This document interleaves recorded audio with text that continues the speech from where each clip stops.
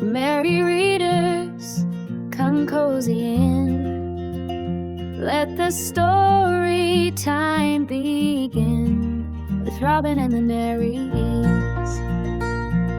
Hi everyone, welcome to our next chapter. Today we are diving into chapter 4, which takes place on September 22nd. And in this chapter, Diana wakes up and she's feeling pretty rough, and all of her thoughts are tangled around just all of these questions that she's having from her conversation with her aunts.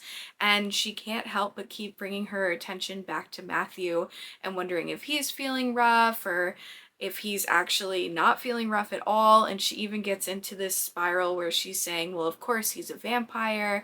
I'm sure he's waking up feeling great and just looking wonderful. And finally, she has to just put away all those thoughts and get herself into her regular routine of going to the Bodleian. And so she goes off to the Bodleian, and when she arrives, the library is a buzz with action, even though it only opened a few moments before she arrived. And when she walks in, Sean is helping one of the supervisors to get everything ready, and she can hear that Sean is asking the supervisor, Mr. Johnson, about where to put these books, and he's saying that whoever this special guest is that is there has already sat at a table and they needed to go and get the books to him as soon as possible. And so Diana waits a moment until everything settles down a little bit, and then she goes over to Sean, and Sean welcomes her the way he always does, asks if she would like the manuscripts that she put on hold. She says yes, and he asks her where she would like to sit, and she responds with her usual table, which is A4.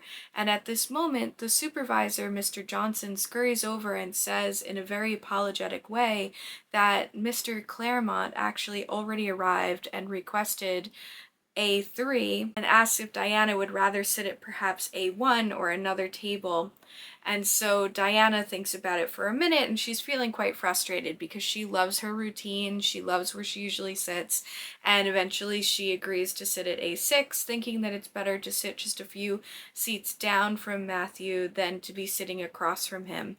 And so she takes the manuscripts that she had put on reserve, she goes over to the table, and she's immediately frustrated that he's there and in her space, because she's used to having her space clear and just being able to study and do her work in her usual seat. And so she actually builds up a little barrier between the two of them using her books and her office supplies and things like that. Matthew looks over, he says, "Good morning, Dr. Bishop, so nice to see you."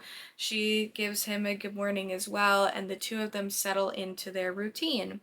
After a few minutes, though, Diana can't help herself and she starts to ask him what he's researching, and she even makes a little snide comment at him that he probably would have enjoyed being over on the north side because the southern exposure must be a little bit hard for him.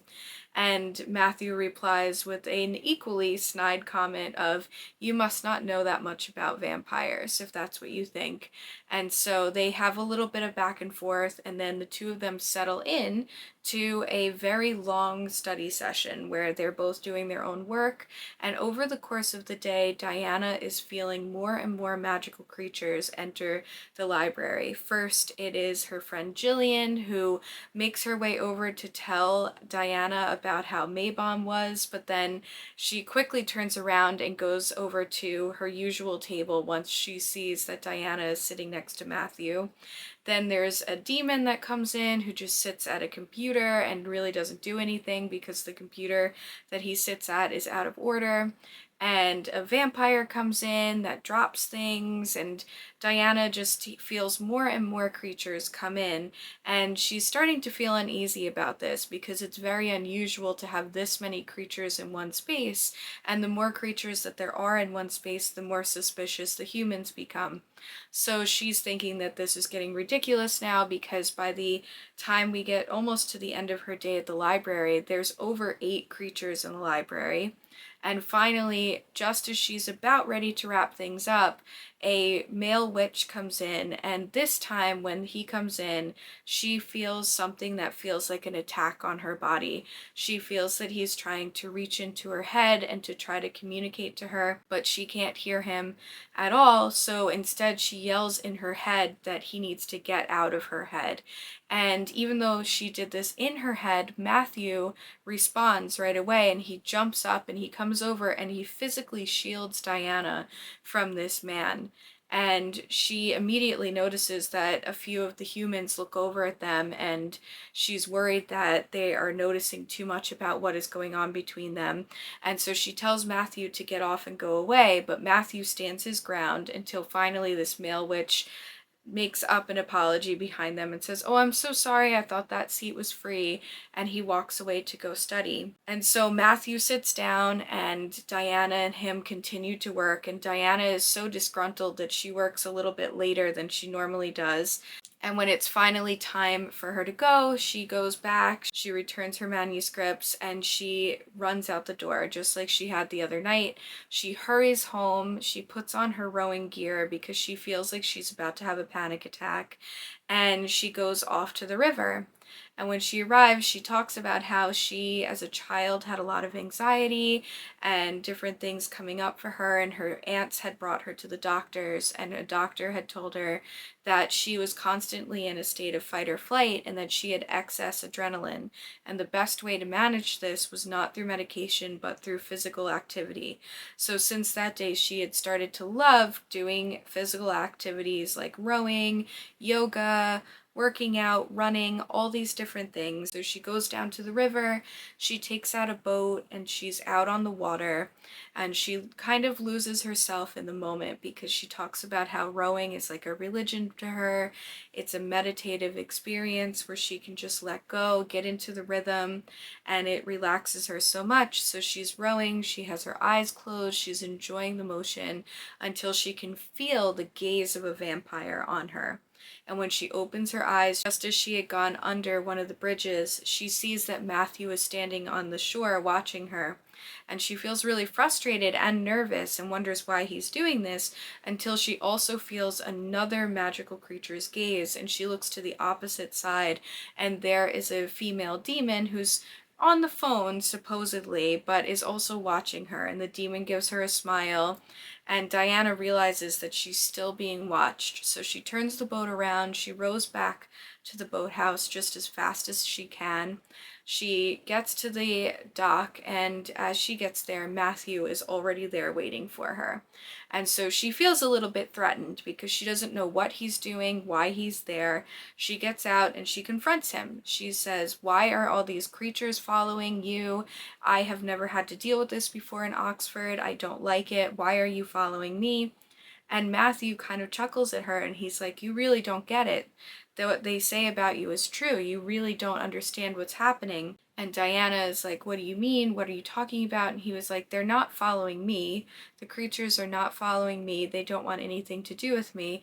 They're following you because you found something that's been lost for a really long time, and they all want it." And so Diana's curious what this is because she doesn't realize at this moment what he's talking about, and he kind of coaxes her through a little bit more until she remembers that she found a magical manuscript the other day, Ashmole 782, and he says that everyone is looking for it, and he asks her where she hid it.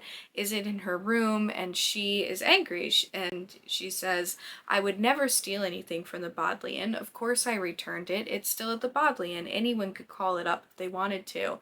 And he said to her that no, that's not the case. People have been trying to find this manuscript for hundreds of years and no one has been able to.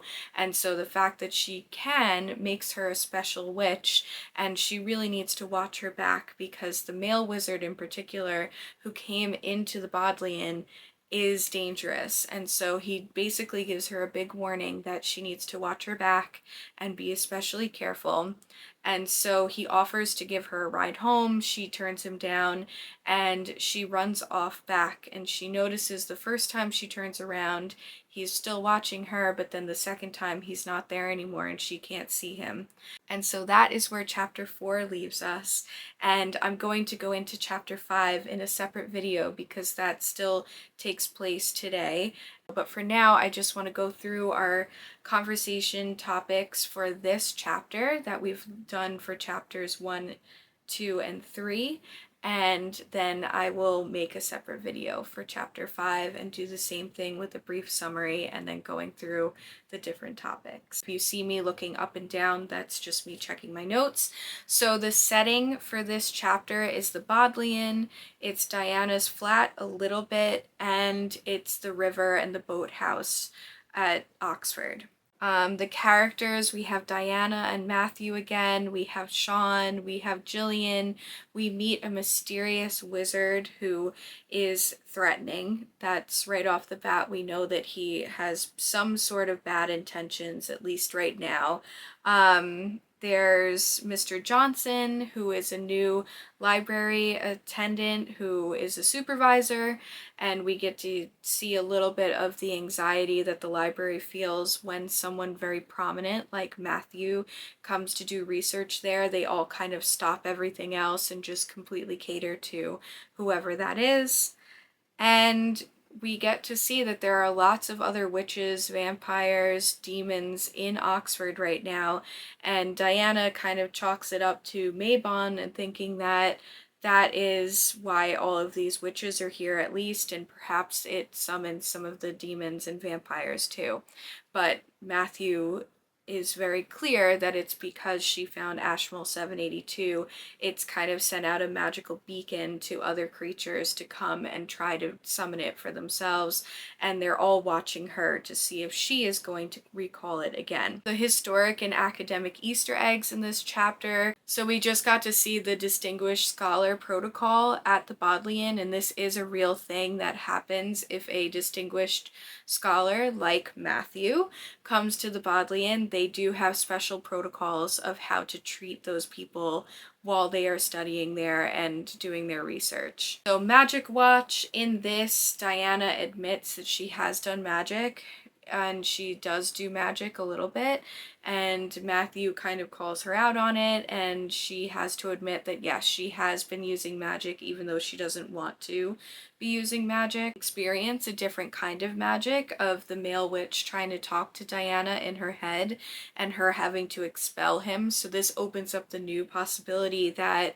witches can actually truly invade your personal space, and they can get inside your head, and it's sometimes without your consent and your permission, and I would imagine that that's a very uncomfortable aspect and experience to have, whether you're a witch or another creature. And then we have the magic of the vampires, that he can move very quickly, he can hear everything, he has supernatural hearing, and so all of that is all kind of wrapped up in this magical experience of this chapter. The mood of this chapter is a mix between tense and frustration.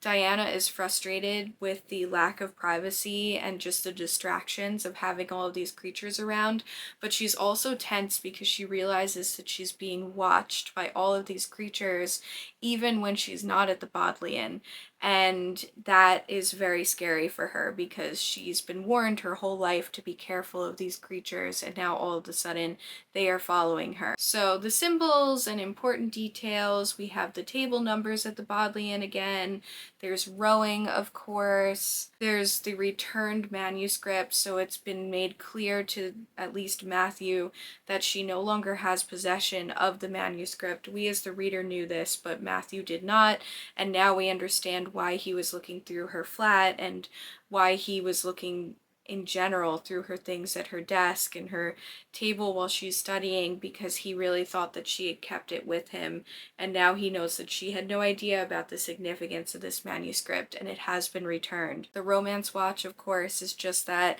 there is this growing tension between Diana and Matthew where she feels frustrated with him, she's kind of afraid of him, but then at the same time she feels safe with him over this male witch that comes in.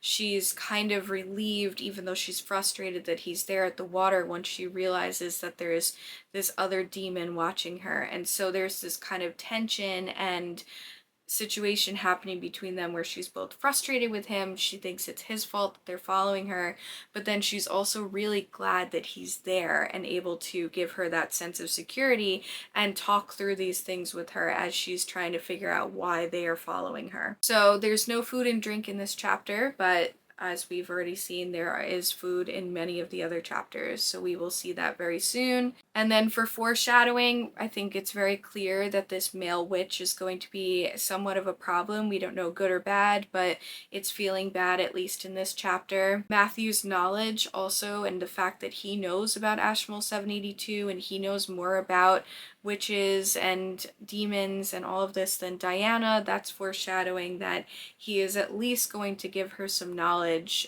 in the future. And then Diana again is denying her magical powers, but it's being made very clear to her that she has something that other witches don't have, because many creatures have been looking for this manuscript and she was able to just call it up from Oxford when no one else was. So I think that that is huge foreshadowing as well. So my question for us to discuss in the comments today is, how did this chapter land for you? Did Matthew's intrusion and his "I hear everything" line make him more terrifying or more compelling? Would you be comforted or creeped out by someone watching you like that? So again, this is really just diving into, how do we feel about this trope that Matthew is falling into right now? He feels possessive and he feels kind of obsessed with Diana right now. And how do we feel about this? I would love to hear your thoughts below, and anything else that you would like to talk about as well. And like I said before, please go on to chapter 5, because when you see this video, it will be live and ready to go.